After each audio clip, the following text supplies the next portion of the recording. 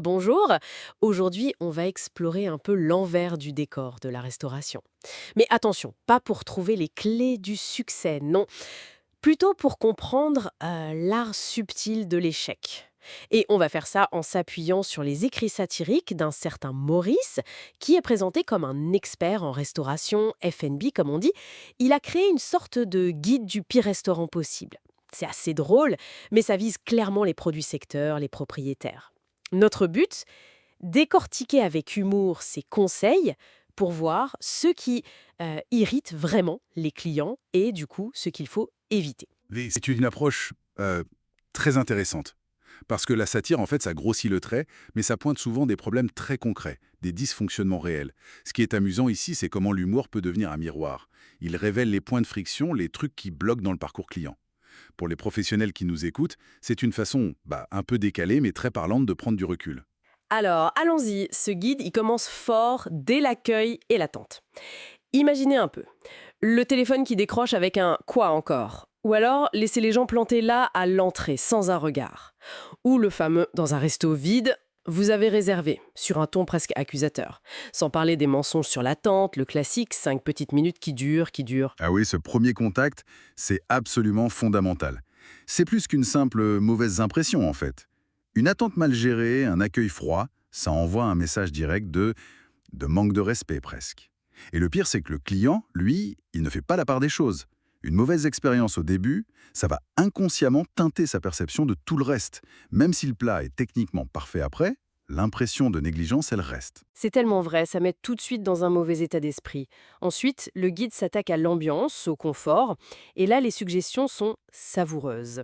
Un éclairage trop cru ou au contraire quasi inexistant, une musique qui passe du heavy metal à la berceuse sans crier gare, la clim en panne en plein été ou le chauffage en hiver, les décos de Noël qui traînent en juillet, et les grands classiques, la chaise qui bouge, la table minuscule où on peut à peine poser son assiette. Là, le mot-clé, c'est vraiment l'incohérence. On peut avoir une déco sympa, thématique, mais si la chaise est bancale ou s'il fait une chaleur à crever, tout l'effort tombe à l'eau, quoi.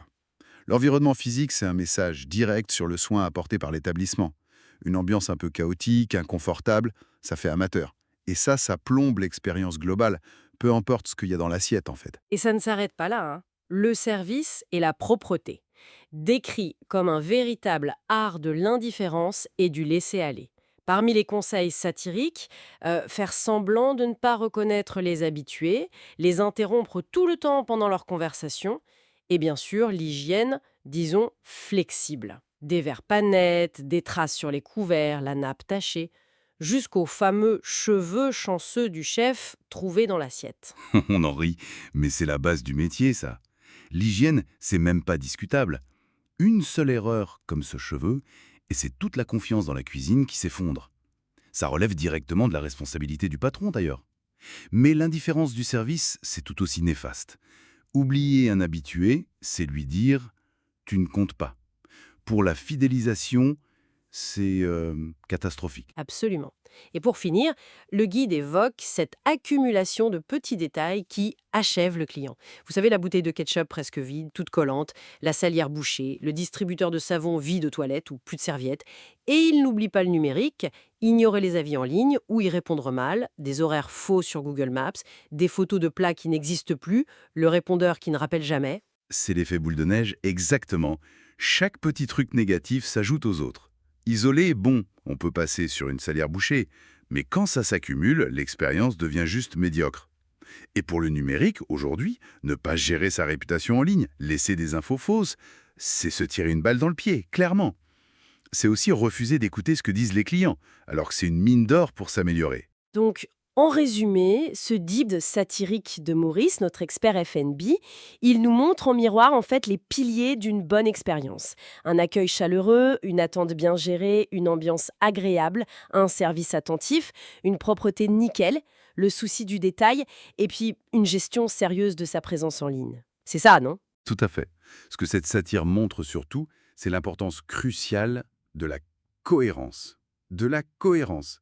L'excellence, ça ne supporte pas le point faible. Si on néglige un seul aspect, que ce soit l'accueil, la propreté ou même les avis Google, ça peut contaminer toute l'expérience. Ça annule les efforts faits ailleurs. Pour les propriétaires d'établissements, c'est un rappel important. Chaque détail compte vraiment. Et pour finir, une petite question pour la route, un peu inspirée par tout ça. Au-delà de la caricature, de ces exemples extrêmes, quels sont les petits détails de notre quotidien, dans nos établissements, qu'on pourrait négliger un peu dans le rush et qui, sans qu'on s'en aperçoive, frôleraient ces pires pratiques et mériteraient peut-être un peu plus d'attention? Voilà, matière à réflexion.